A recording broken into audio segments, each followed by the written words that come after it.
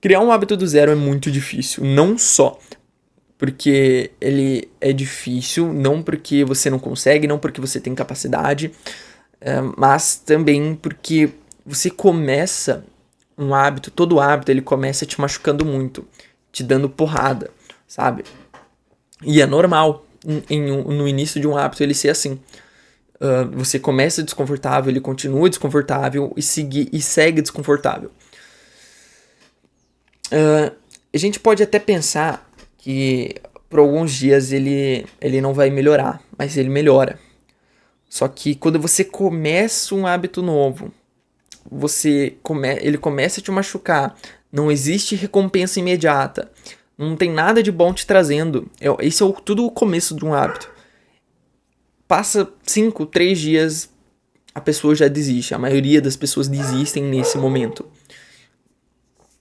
Então, você precisa de muitas coisas para começar um hábito. Você precisa de resistência, você precisa ser forte, é claro. Só que você tem que entender, você tem que ter a consciência de que é o começo, e na maioria das vezes o pessoal não entende isso.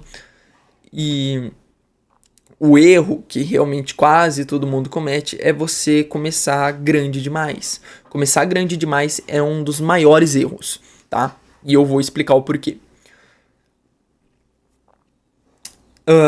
Digamos que você quer começar um hábito de estudar. Você começa a estudar 2 até 1 hora. Cara,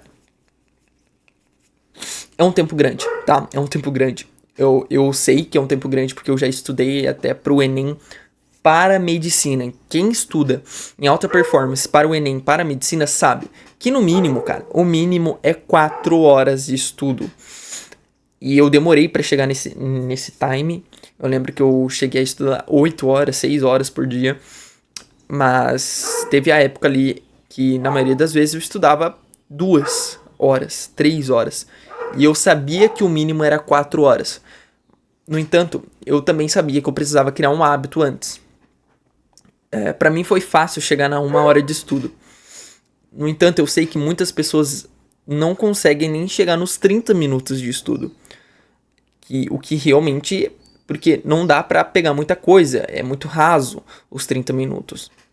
1 hora eu já acho muito raso.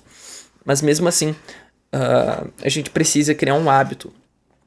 E para criar o hábito, você precisa começar pequeno.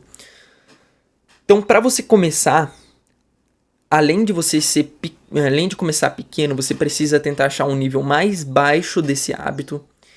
Tá bom? Você precisa achar o nível mais baixo desse hábito. E que você consiga fazer esse hábito até mesmo num dia ruim. Talvez não exista um hábito assim, mas você tem que entender que vai existir dias ruins e você vai ter que fazer ele. Então você tem que deixar ele no nível mais baixo e num tempo mais baixo também, que ele comece pequeno, entende? Então você começando pequeno e focando nas repetições todos os dias, assim você vai criar um hábito. Porque dessa maneira você já tem um hábito, você só precisa aprimorar ele. Então, dessa maneira vai ficar muito mais fácil, você já vai estar começando depois de 1 mês, 2 meses, você já vai estar começando a receber os benefícios, os resultados desse hábito. Então, você já começa a se inspirar mais, já começa a conseguir criar mais tempo desse hábito, aumentar o nível dele. Independente se seja dia bom ou dia ruim, você começa a aprimorar ele.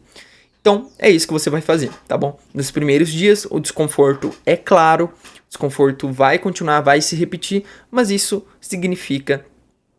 não significa que ele não esteja funcionando. Significa que você está atravessando uma ponte, que você está atravessando a parte do início para continuar a se repetir o processo e depois vai ficar fácil, eu diria.